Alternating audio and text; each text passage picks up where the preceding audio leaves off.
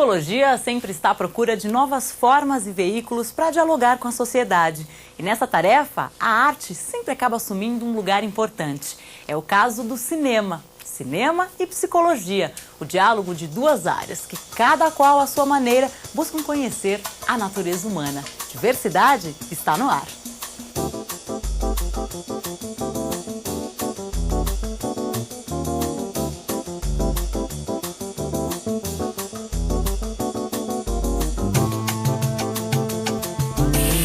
Acompanhe no Diversidade de hoje. Na Semana do Psicólogo, o CRP vai ao cinema e chama a sociedade para acompanhá-lo. O Dair Furtado dá suas dicas sobre cinema e psicologia. O psicólogo Alex Moreira Carvalho fala das possibilidades da linguagem cinematográfica. E o ator Sérgio Manberti fala sobre o quanto de psicologia há por trás da construção de personagens. Quem nunca saiu de uma sala de cinema com a sensação de que algo diferente havia acontecido?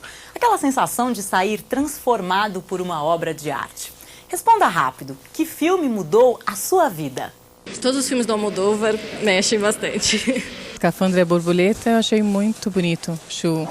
Fiquei com vontade de que outras pessoas assistissem. Para mim foi o Iron Weed, que é um filme do Hector Babenco, né, que mostra a vida de moradores de rua. Eu comecei a olhar o morador de rua sob uma outra ótica a partir desse filme. Filmes de honra, assim, me deixou uma boa mensagem de vida que é pra gente sempre ser persistente na vida, né? Mar Adentro, acho que esse é o filme. É um filme que eu chorei muito. Um Homem, uma Mulher, uma Noite. Tem um filme que me marcou muito, que foi um feito pelo Jack Nicholson, que está ligado com a profissão, que é o Estranho no Ninho.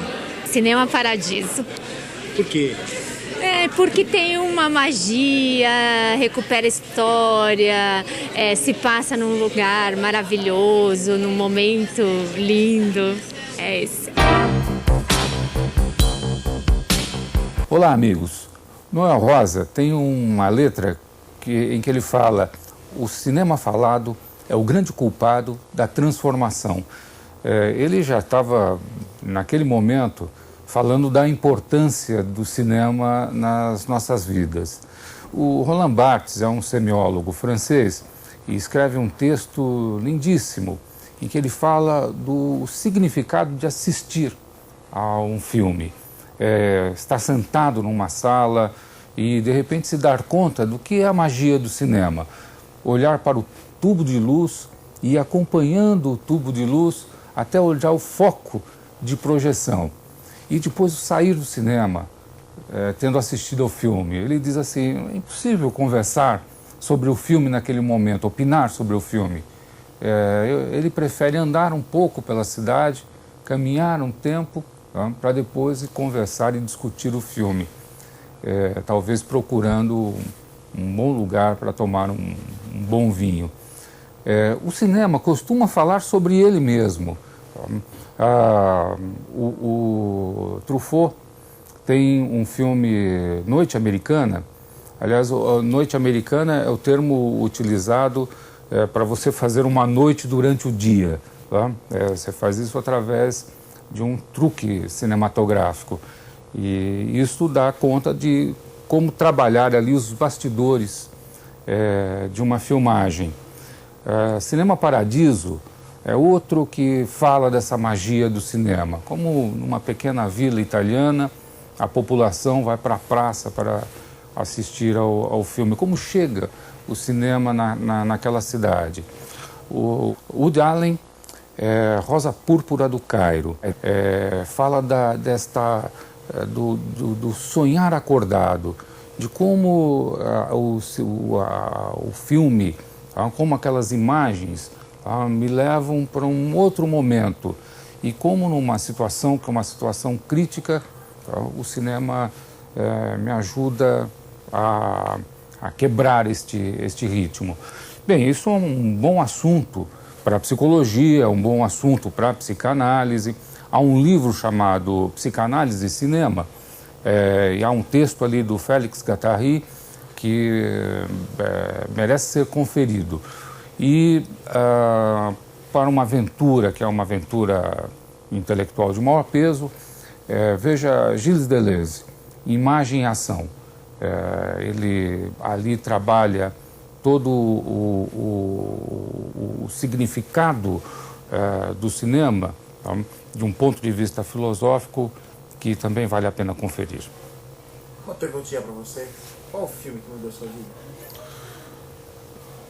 O filme que mudou a minha vida? Eu acho que é o filme do Bergman, A Hora do Lobo. Este foi a primeira vez que eu me dei conta da importância do cinema.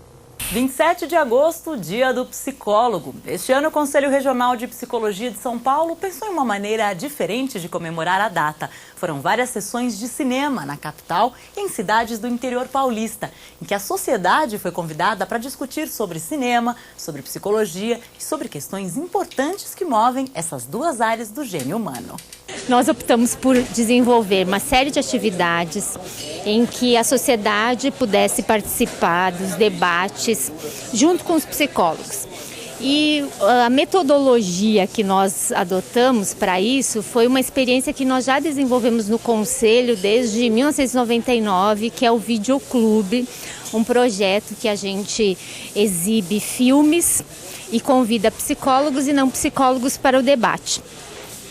Nessas situações, sempre diversas reflexões que contribuem para mostrar qual a importância da psicologia e o que o psicólogo pode dizer sobre determinadas questões são apresentadas e são confrontadas com outras áreas. Então, sempre se estabelece um diálogo interdisciplinar, são convidadas pessoas que têm alguma ideologia, que participam de alguma forma dos temas que o filme trata, que debatem isso na sociedade. E nesse ano nós resolvemos que seria uma boa forma de comemorar o Dia do Psicólogo, reproduzindo isso no estado inteiro. Então, todas as subsedes do Conselho estarão desenvolvendo as mesmas atividades. É muito importante que a gente possa, pela via do cinema, se pensar e pensar a relação com o outro. Cada um dos filmes que a gente escolheu, passa uma mensagem, tem uma temática que tem relação com questões que a gente tem discutido dentro do Conselho de Psicologia. Esse ano, a Semana do Psicólogo está sendo toda comemorada, o Dia do Psicólogo está sendo comemorado numa semana, com exibição de filmes, e a ideia dessa vez era não fazer exibição de filmes só no centro, na Paulista, naquele circuito, mas também em outros lugares mais distantes do centro. Então viemos para Interlagos fazer essa comemoração aqui hoje. Vamos passar O Bicho de Sete Cabeças e um curta-metragem produzido pelo Núcleo de Comunicação Alternativa, e depois a gente vai ter um debate com o William, que é um psiquiatra que trabalhou bastante tempo em Campinas, hoje está na Oficina de Ideias, debatendo um pouco o assunto da saúde mental e juventude. E eu acho que a oportunidade que o CRP construiu nessa aliança com o SEDECA, de proporcionar, através do cinema, convocar as pessoas para a reflexão de como é que a vida é e como é que ela pode vir a ser, eu acho que é uma riqueza incontestável. 5 cores. As ruas possíveis. Surgiu um trabalho na faculdade para se apresentar. Eu já tinha um trabalho já realizado com um grupo já, de trabalhar com audiovisual nas comunidades, nas quebradas, porque a gente é morador de periferia e tal, né? E eu pensei em fazer em vídeo. A proposta do vídeo, com embasamento teórico, vem em romper com um certo pensamento freudiano, de uma mente que tem problemas por patologias e tal, né? O nosso caminho vai numa construção humana através de uma vivência social. Eu acho que é uma coisa a ser bastante divulgada e incentivada em prol do próprio recurso que isso traz para a comunidade e para a nação, né? E as possibilidades de contribuição ou de abordagem da psicologia não se restringem a um modelo. Ao contrário, a gente pode, em diversas situações e com diferentes práticas, tratar do subjetivo, do sofrimento e da possibilidade de superação e de novas formas de enfrentamento que as pessoas precisam frente aos problemas. O Sistema Conselhos de Psicologia, nesse ano, está dedicando, a partir de hoje, discussões o mais amplamente possível no campo da educação. O que o psicólogo pode fazer e pode contribuir com esse campo, quais são as nossas ações nessas áreas, como é que nós podemos estar levando os conhecimentos da psicologia e a prática psicológica para o campo da educação. Com essa semana, ficou mais do que provado o potencial do cinema para suscitar discussões e fortalecer ideias. Mas o que o psicólogo Alex Moreira Carvalho propõe vai um pouco adiante. Alex acha que a leitura que os psicólogos fazem dos filmes podem ser ainda mais elaboradas se eles passarem a conhecer alguns dos vários recursos da linguagem cinematográfica. Alex atualmente é professor assistente da Universidade Presbiteriana Mackenzie, onde coordena o Núcleo de Estudos e Pesquisas Psicossociais do Cotidiano, que trata de arte, subjetividade e cultura. Me parece que falar de cinema e psicologia é falar de linguagem, uma linguagem especial que é a linguagem do cinema, e a primeira ideia que me vem é de que esta linguagem existe em si e por si só. Ou seja, a gente assiste um filme e tudo que a gente precisa para entendê-lo está nele mesmo, na maneira pela qual ele foi construído. Curiosamente, isso me levou a pensar em seguida, muitos anos mais tarde, em seguida, no que teria tudo isso a ver com psicologia, já eu na condição de psicólogo. Comecei a me dar conta, então, que a maneira pela qual o cinema é produzido, a forma pela qual se encadeiam as imagens, a maneira pela qual uma história, que pode ser uma história muito simples, alguém caminhando e de repente deixa cair uma sacola no meio da rua, se transforma em outra coisa quando a linguagem cinematográfica pega essa historinha, esse acontecimento, esse evento, esta fábula e conta de um jeito bem diferente daquilo que a gente vê no cotidiano. De repente, a maneira pela qual essa sacola caiu ganha uma dimensão tamanha que a gente vai só saber do porquê ela caiu depois de 2 horas de filme. Não seria tão simples, né? Uma senhora atravessando a rua deixou cair a sacola. Só no final do filme a gente descobre, por exemplo, que dentro da sacola tinha, entre outras coisas, uma arma. E que essa arma tinha a ver com o desejo dessa senhora de matar alguém, por exemplo. Mas por quê? Não seria tão simples e direto ao assunto, né? Então, essa senhora quer matar alguém, ponto. O filme não duraria 2 minutos. Não fosse o fato de que a maneira como o filme é articulado, os planos, as sequências, vai enredando, daí enredo, o espectador na história, de forma que a própria personagem ganha uma vida maior do que a historinha cotidiana. Eu comecei a entender, então, com a ajuda de alguns autores que eu fui ler mais tarde, como o Vygotsky, da Psicologia da Arte, ou na filosofia, o Schiller, ou ainda o Nietzsche, também da filosofia, que a arte é uma forma e, através da forma, ela consegue destruir determinados conteúdos. Então, penso que pensar psicologia e cinema significa, educar a sensibilidade, mas educar a sensibilidade à forma artística, no caso, a linguagem cinematográfica. 2, pensar que, ao construir uma história, estamos inventando um mundo tão radicalmente diferente do cotidiano que chega a ser superior ao próprio cotidiano, porque se nos revela fatos da existência que a gente sequer imagina que poderiam estar visíveis no dia a dia. Normalmente, aquilo que os psicólogos sabem muito bem, que a vida é ambígua, é contraditória, é cheia de idas e vindas e assim por diante. E finalmente, mas não menos importante, que em função desta forma e dessa sensibilidade, um terceiro elemento aparece de imediato, o que normalmente a gente chama do processo de recepção de um trabalho cinematográfico, ou se quiserem, de reação estética. Como é que a gente reage a esta forma? Se ela normalmente rompe com as histórias tais como a gente as escuta no dia a dia, é comum também que elas produzam no receptor uma espécie de estranhamento.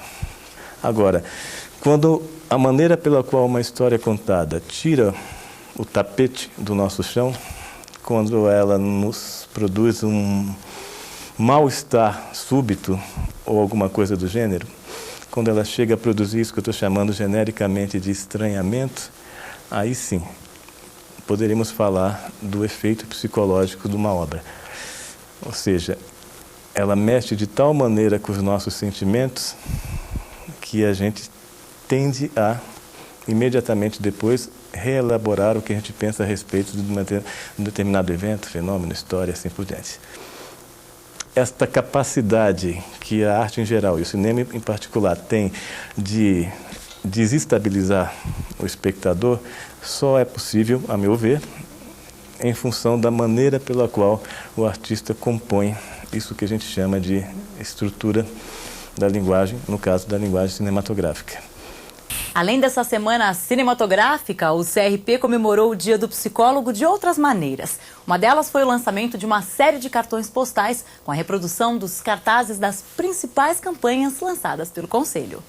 A política educacional, a luta antimanicomial, a defesa do ECA e dos direitos humanos e outros temas importantes da sociedade, nos quais a psicologia tem dado sua contribuição. Quem se interessar, basta acessar o site do CRP. Aliás, o site está de cara nova. Vale a pena navegar e conhecer as atividades e o acervo do Conselho. Entre seus vários recursos e arquivos, é possível, inclusive, acompanhar o Diversidade.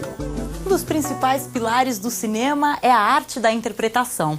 Alguns atores, na pele de alguns personagens, conseguem nos transmitir mais emoções, contradições e verdades do que muitas pessoas de carne e osso. Mas como os atores constroem esses personagens? Para conversar sobre isso, Marilene Proença recebe o ator e militante cultural Sérgio Manberti. Além de um dos mais respeitados atores de nosso país, Sérgio Manberti é secretário de Identidade e Diversidade do Ministério da Cultura no Brasil desde o início do governo Lula. Participou até hoje de cerca de 40 longas-metragens, entre os quais estão clássicos como O Bandido da Luz Vermelha, Toda Nudez Será Castigada, O Homem do Pau-Brasil, A Dama do Cine Xangai e Castelo Rá-Tim-Bum. Sérgio, o ator, né, normalmente ele é visto como alguém que representa um papel, não é? E você que já trabalhou em tantas áreas, desde Castelo Rá-Tim-Bum, com crianças, né, fazendo personagens para criança, até personagens dramáticos, né? Como é que é essa construção do ator, essa vida do ator, essa pessoa do ator nesse processo? Pois é, eu acho que justamente aí a psicologia passa a ter um papel bastante presente nessa transmutação, embora muitas vezes vamos dizer, as críticas que se fazem é de que um excesso de psicologismo pode, vamos dizer, matar esse espírito de síntese que a obra de arte tem, né? E de não imitar propriamente a realidade. A gente teve um pouco um exemplo disso durante todo o período do Actors Studios e o Stanislavski, né, que é o teatro em que o Stanislavski, quando procura renovar o teatro na Rússia, ele parte do princípio, conjuntamente com, vamos dizer, a consciência, né, do universo psicológico, né, que veio com Freud, com todas as conquistas do final do século, ela influenciou as artes, né? O surrealismo, ele nasce a partir dessas visões do sonho, né? Das imagens de sonho. E então o Stanislavski constrói, vamos dizer, um trabalho muito consistente, muito importante para, vamos dizer, a construção do personagem para o ator, mas que muitas vezes se exacerbou e vamos dizer, de repente o trejeito era mais importante do que a ideia que estava sendo transmitida, porque viraram trejeitos. Eu disse trejeito de uma forma pejorativa, porque muitas vezes a gente via até, vamos dizer, uma crítica que se fazia a atores como o Marlon Brando, o James Dean, que o tempo inteiro eles estavam meio contorcidos, meio... tudo era meio assim, aquela coisa naturalista, né? E que o teatro, ele, justamente por ser uma linguagem extremamente, vamos dizer, elaborada, ele muitas vezes não precisa desse verismo naturalista, né? Mas, de qualquer maneira, a psicologia, ela é uma conquista, um avanço e um trabalho muito importante na construção do personagem, né? Que é um mistério, né? Tem um lado que é misterioso, porque você, quando tem um personagem para criar, você tem uma série de dados e elementos que você vai reunindo para construir, né? Para construir essa estrutura que permita que o personagem depois se movimente, né? Você, em primeiro lugar, você empresta os seus sentimentos, você empresta a sua psicologia, a sua emoção para o personagem, né? Eu fui fazer uma peça do Pinter, que é um autor inglês e que seria do teatro absurdo, né? Vamos dizer, sempre entre aspas, essas coisas são classificações, né? Mas era a história de três pessoas, um velho mendigo, um rapaz que tinha tido problemas psicológicos e um irmão que era chofer de caminhão e que ele tem uma participação, ele entra no final do primeiro ato. E ele passa a estabelecer uma relação, ele tinha uma relação de proteção com relação ao irmão, porque esse pobre velhinho, aos poucos, você vai percebendo que ele vai ocupando o espaço, né, todo. E, na verdade, ele quer tentar fazer com que o dono do caminhão, o chofer de caminhão, expulse o irmão de lá para ele ficar com a casa, entendeu? Então, ele vai fazer ele primeiro agradece que o outro está abrigando a ele ali na casa, depois ele começa a reclamar de uma corrente de ar que tem. Então, esses personagens, eles tinham até uma construção que você dava para trabalhar, vamos dizer, no sentido linear. Agora, o meu personagem, ele entrava e você nunca sabia qual era o background dele, porque ele era tão provocador, e eu acostumado a fazer aquela construção mais lógica, né? Quais são ele é um chofer de caminhão, ele é um rebelde, ele é um angry man, os angry men ingleses daquela época, né? Ele é um homem que questiona, mas ao mesmo tempo ele, vamos dizer, tudo o que ele fala não é o que está acontecendo realmente. Tudo acontece no subtexto, entendeu? Ou seja, aquilo que não está, vamos dizer, expresso no texto é o que é a ação real dele. E eu não conseguia fazer essa ponte. E então eu estava tecnicamente com o personagem pronto, os outros, eram o Fauzi Arap e o Emílio Biasi, já com a peça, vamos dizer, praticamente às vésperas da estreia, e o meu personagem era apenas um esqueleto, não tinha alma, entendeu? E eu, assim, eu falei, gente, mas tudo que eu... Aí o Abu Janra, que era o diretor, falou assim, não, a gente precisa entender o que está acontecendo, né? Eu até aconteceu o seguinte, dentro dessa versão psicológica, eu fui para Santos, e eu morava em Santos, né? E eu peguei uma carona de caminhão e fui conversando com o chofer de caminhão para entender um pouco a psicologia do chofer de caminhão. E foi muito interessante, até mais. Eu cheguei e falei assim, olha, eu continuo, o enigma continua. Aí o Fauzi Arap, na sua inteligência, no seu brilho, falou, posso fazer uma observação?